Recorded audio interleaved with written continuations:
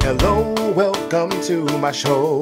Who the hell am I? Well, if you don't know, you may have seen me in Spelling Bee or The Lion and the Wiz, or on the Electric Company watching TV with your kids. But if you saw Memphis, how could you forget this? The smile, the style, the fat, the blow. Welcome to the James Monroe Iglehart Show. How am I doing? Pretty good? Hi. This is James Monroe Iglehart for the James Monroe Iglehart Show, and I have tracked down not one of our new members, but one of actually our original cast members of the show. Bryan Fenkart is his name. He's a very busy man, so he can't really be on a set. Of course, I have no set at all. So I've got him while he's getting his hair cut. Hey, Bryan. Hey, buddy. How you doing? This is Michelle. She's cutting her hair. We won't talk to Michelle. We'll talk to her later. So, Bryan. Yes. Exactly how do you say your full name? What's your equity name? Bryan Thomas Fenkart. Bryan Thomas Fenkart. And what do you do in Memphis? I understudy Huey. Yes. And I am also random white guy number 6. Random white guy number 6. So for all you white people out there, white guys who would like to be in Memphis, there is a part, white guy, There's random a place number 6. for you. So, how exactly did you begin in this business? I mean, because I know you do so many things. You write music, you you act as well. But how did you get involved with this? Like, did it start as a child? What happened? Yeah, well, I actually I lost a bet in high school. That's true. I lost a bet with somebody in my English class, and if I lost, I had to join the drama, and I did, which was Woody Allen's "Don't Drink the Water," and then I loved it ever since. Wait. So what happened to you is like what happens in those '80s teenage films. He lost a bet, yes, and had to actually be in the drama club. Yes, and then Molly Ringwald cried a lot. I bet. So sad. you were in Woody Allen's play, yeah. And did the acting bug just bite you, and you said, "This is what I want to do"? Yeah, I just loved it. I still always loved music and everything. Yeah. And I've been playing piano since I was little. Really? Yeah. So how long have you been playing? Like little? What do you mean? Like what age? I don't know. I guess I learned by ear, but I started watching my grandfather who played when I was like probably like 7 or 8 or something. Right. But yeah. So you, I'm assuming you write music as well. I do. I write some songs. I write like kind of pop rock, singer-songwriter kind of stuff. And you're kind of a big deal. You're like known around here. You know, when he's not doing Memphis, for those of you guys who do not know, Bryan has his own band, and Bryan plays in clubs constantly. So what Bryan will do is Bryan will step on stage, do his little Broadway gig, and then go out with his band to be the rock star that he is. Now, am I lying or am I lying? Tell me the truth, Bryan. Come on. You're somewhat accurate. That's what I'm talking about. So how did you get involved? Well, I should say, how long have you been in New York City? I've only been in New York for 5 years, but I grew up in Jersey, so it's just okay. So you're a real Jersey boy, no joke. Grew up in Jersey. All right. Raised in Jersey. Dirty Jays. So you were raised in Jersey, you do the play, and you realize, oh my God, Broadway is across the water. Maybe I should go try that. How did it all come together? Yeah, I went to college for acting. And Where'd you go? Rutgers, Mason Grove School of the Arts. You went to Rutgers? Rutgers. We have some real schools in this show. Right? I mean, NYU, Juilliard, Rutgers, we have some, I love that. I went to Cal State Hayward. Don't get me wrong, it's a school, but these guys get names with their schools. Well, people crack me up though, because they're like, oh, you went to Rutgers? Do you know Mike? I'm like, there are 45,000 students at Rutgers, so I probably don't know Mike. Well, you probably know Mike, but it's not the same Mike. Right. I know Mike, but I don't know Mike. Mike. Because Mike is pretty cool. Yeah, Mike's cool though. Yeah, Mike's cool. Mike's great. So you went to Rutgers. Did you get your BFA? Yeah, BFA, and then I started doing stand-up comedy, and that's how I got my agent. Really? Yeah. All right. Which is I hate stand-up comedy more than anything. I'd rather light my face on fire than do stand-up comedy. So what was so hard? I mean, I've done stand-up comedy, so I understand. But personally, for you, what was so loathing about stand-up comedy? It's so naked. It's just you up there, and it's like everyone's got their arms crossed, and they say, "All right, make me laugh, douchebag."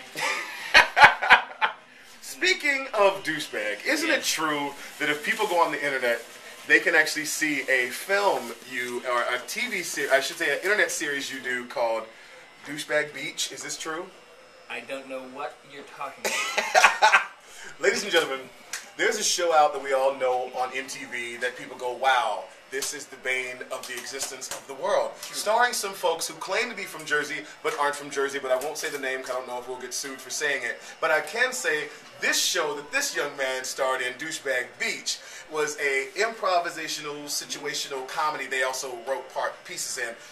These characters are so close to their characters that I looked at Bryan one day and I said, I think that this MTV show has stolen some of the characters you guys have created. Am I wrong? It's very similar.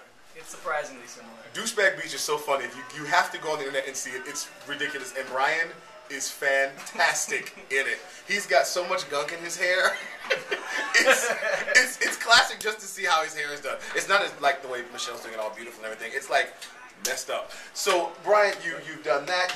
And how did you make it into Memphis? When they came from, what was it? I guess La Jolla is where you guys came from. Yeah, right? La Jolla and Seattle. They needed a strong cover for Huey, and so I auditioned and 2 callbacks and a work session, and the day after they gave me a call and said, "Be there tomorrow at 10 a.m." And here's my tomorrow. Yeah, I you found got out the night before. Yeah. So this brother found out the night before rehearsals started, and he was ready to go. See, when opportunity knocks, ladies and gentlemen, you have to be able to open the door and walk on in. So I have another question for you. Is this your first Broadway show? It is my first Broadway show. This is Bryan Fenkart's Broadway debut. Ladies and gentlemen, let me tell you, I have been on stage with him as Huey a total of how many times now? 34. 34 times. This man is amazing. It might be his first Broadway show, but it damn sure will not be his last. But there is one other thing I want to talk to Bryan about, and it's my guilty pleasure. It's also Bryan's guilty pleasure. Bryan, when you're not being a rock star in your own band, and you're not writing songs, and you're not on Broadway, on Monday nights, Friday nights, and Tuesday nights, what are you doing? I am watching the WWE. Thank you, ladies and gentlemen. For those of you who do not know what the WWE is and actually have a life, unlike Bryan Fenkart and myself, the WWE is the World Wrestling Entertainment. Yes, we're talking about professional wrestling. Yes. And when Bryan and I met during rehearsals, we were doing tech. It was a very long day. They were trying the lights out. We were just standing around, and I heard him talking about wrestling. And literally, from that moment on, we've become completely kindred spirits, boys, homeboys. I mean, we talk about it every day. People walk away from us when we're talking. People will be having a conversation. I'll look at them and I go, "Did you watch Raw?" And the camera walks away. That's what I'm talking about. See, if you would just watch it, you would realize it's really cool. It's like a male soap opera, but I'll get off of that. It is a soap opera. It's a male soap opera. And what makes me laugh is people always go, well, "You know it's fake, right?" I'm like, I'm not 9. Yes. Here's what I like. I know it's fake. People look at me and they say the same thing. They go, "You know it's fake, right?" And I go, "You know I do musical theater for a living, right?" I mean, Huey's not alive. I mean, we don't. If you look at the Calhoun household, all they have is a kitchen table, nothing else. Where the hell do they sleep? But we won't talk about that. I'm gonna start going to the movies like Inception and tapping people on the shoulder and going, "You know this is fake, right?"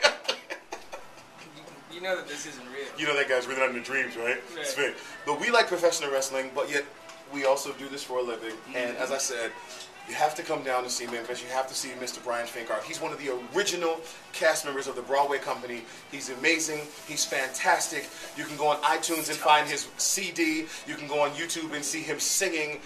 This man is something to watch out for. It's the next star in the making, and I'm just glad I got to work with him and interview him before his star blows up so much that he acts like he doesn't know me when he's sitting in a box seat at WrestleMania and I'm still in the nosebleed seats for $30.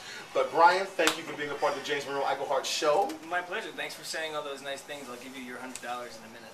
Thank you. I always get paid for my work.